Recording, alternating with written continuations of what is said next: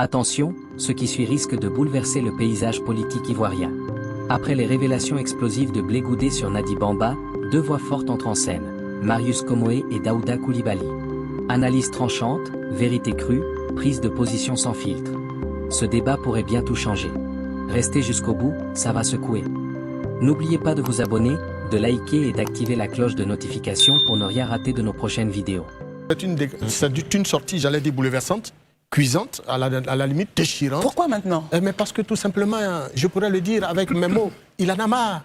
De quoi? Il en a souffert des accusations non fondées. Il en a marre d'être accusé d'avoir trahi. Lui qui avait fait 10 ans, passer 10 ans, perdre 10 ans de sa vie, de loin de cette terre, avec le président Laurent Gbagbo, dans les geôles d'une prison internationale. M. Charles Blé Goudé a longtemps supporté le silence parce que, comme il l'a dit lui-même, il ne voulait pas éclabousser, il ne voulait pas mettre en mal l'honorabilité, la dignité de celui qu'il considère jusqu'à aujourd'hui comme son mentor, qui n'est autre que le président Laurent Gbagbo. Mais à un moment donné, et face à l'accusation qu'on ne peut plus supporter, il s'est senti donc dans l'obligation de lever le lièvre sur certaines situations qui, ma foi, et au dire de Charles Blé Goudé, détériorent non seulement ses relations avec le président Laurent Gbagbo, mais également avec l'ensemble de ses camarades de la gauche, avec qui il a hier été au premier, je vais dire, au sommet du combat pour la gauche en vue de la préservation des acquis tant du FPI sous Laurent Gbagbo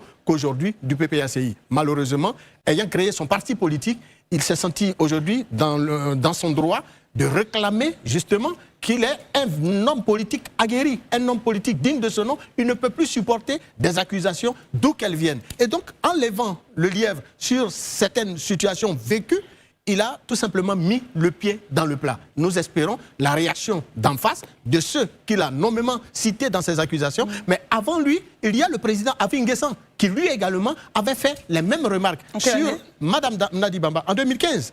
Il a fait les mêmes remarques sur Mme Nadi Bamba lorsqu'il annonçait évidemment que Nadi Bamba, semble-t-il, et je le dis, semblerait protéger M. Soro Guillaume et sa bande. Il a même dit que lorsqu'ils étaient au pouvoir, je cite M. Afin N'Guessan, il disait que Sidiki Konaté, bras droit de Soro, a menacé de le faire arrêter.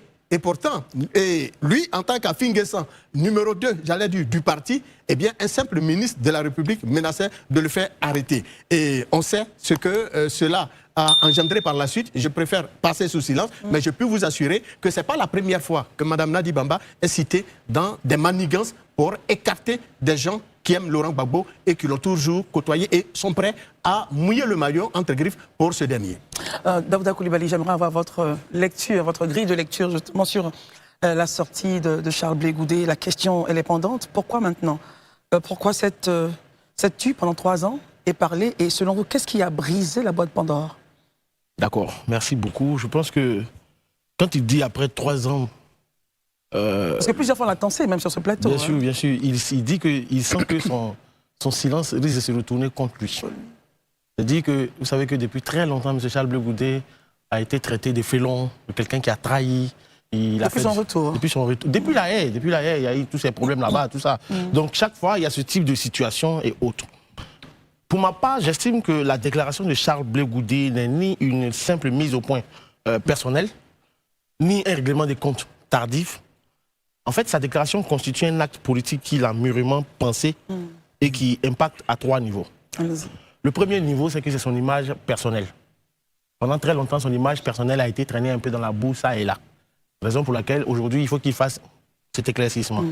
Deuxième point, c'est que on sait tous que dernièrement, M. Laurent Gbagbo a il a donné une interview à Alain Foucault, où il a dit que il allait, après les législatives, il allait partir. Qu'il parte, oui, qu'il ne parte pas, c'est pas ça le plus important, mais techniquement, pour tous ceux qui sont observateurs de la vie politique, ils savent qu'après cette échéance-là de 2025, M. Laurent Gbagbo n'aura pas la force matérielle de dire je reviens aux affaires. Donc, il y a comme un combat aujourd'hui en interne. C'est l'après Gbagbo, c'est l'héritage de la gauche. Donc, c'est là où, en troisième point, on vient maintenant sur l'architecture de la gauche dans sa grande globalité. Donc ici, vous nous dites que cette interview met à nu l'héritage? Non, là, on est d'accord, selon mon point de vue, en fait, après, comment on appelle ça, son image qu'il va remettre au centre du village, sa légitimité et le fait qu'il n'a jamais trahi quelqu'un.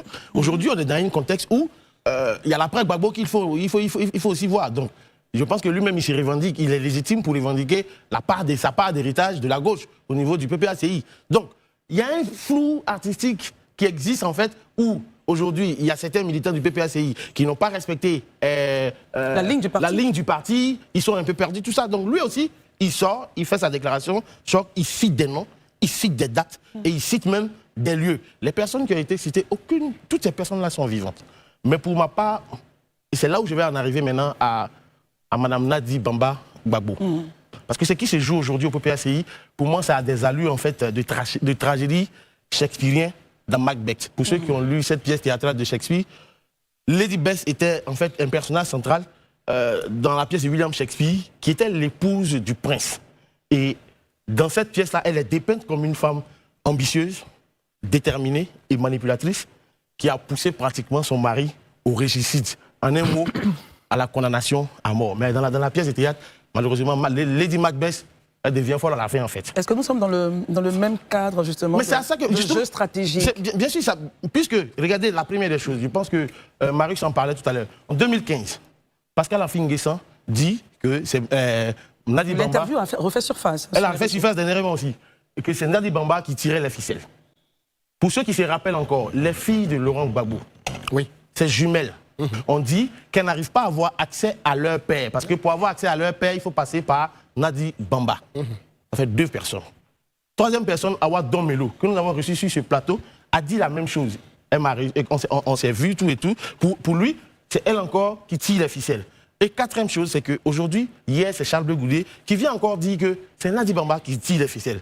Vous savez, Christelle, saint Thomas d'Aquin, qui était un théologien catholique du Moyen-Âge, a dit en son temps que c'est par la répétition d'actes vertueux qu'on devient vertueux et c'est par la répétition d'actes mauvais qu'on devient malicieux.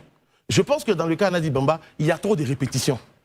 Une personne, on peut dire, bon, la personne m'en veut. 2 personnes, 3 personnes, 4 personnes. Après, ça devient quelque chose. Pour ma part, je vais dire aujourd'hui, vous savez que sur ce plateau, chaque fois quand vous me posez la question sur l'épouse de Laurent Gbagbo, dans ses actions, je n'aime pas commenter.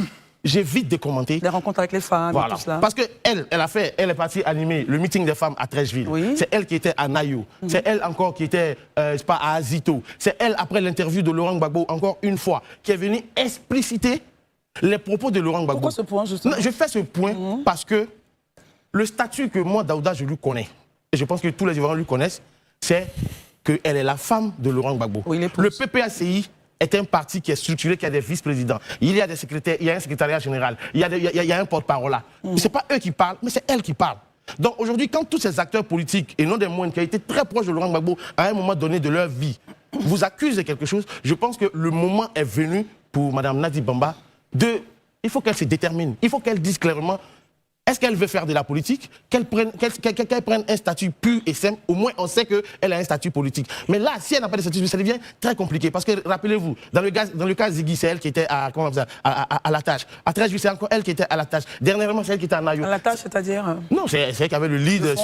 Elle était en frontline de cette bataille. Donc, dans l'esprit de beaucoup de personnes, c'est elle qui tire les ficelles depuis derrière. Donc, je vais dire, peut-être à tort ou à raison, les gens le disent, mais pour ma part, je pense que aujourd'hui, parce que le PPACI, dans cette histoire, ne peut rien dire, parce que c'est une histoire qui s'est passée en 3 personnes en prison, notamment Laurent Gbagbo, Charles Blé Goudé et Nadi Bamba. Donc, il faut qu'aujourd'hui, Nadi Bamba sorte et se détermine clairement pour qu'on sache où elle va, qu'est-ce qu'elle veut. Parce que moi, personnellement, tant qu'on restera sur ce sujet-là, je ne pourrai jamais commenter Mme Nadi Bamba. Parce qu'au demeurant, excuse-moi, je termine sur ça. Oui, j'ai eu à appeler des cadres du PPACI, je leur demande quel est leur avis, opinion et autres. Dans la discussion, tout ce qui est ressorti, c'est que chaque Blé Goudé est impoli, chaque Blé Goudé est ceci, chaque Blé Goudé est cela. Mais je n'ai pas de, comment on appelle ça, j'ai pas de commentaires clairs parce que là, pour moi, c'est pas ça qui est le plus important. Le plus important pour moi, voilà ce que Charles Blé Goudé a dit. Qu'est-ce que vous pensez? On ne peut pas me dire qu'il est mal élevé, il est mal éduqué. C'est pas de ça qu'il s'agit. Très bien. Voilà. Merci d'être resté jusqu'à la fin. Donnez votre avis en commentaire. N'oubliez pas de vous abonner, de liker et d'activer la cloche de notification pour ne rien rater de nos prochaines vidéos.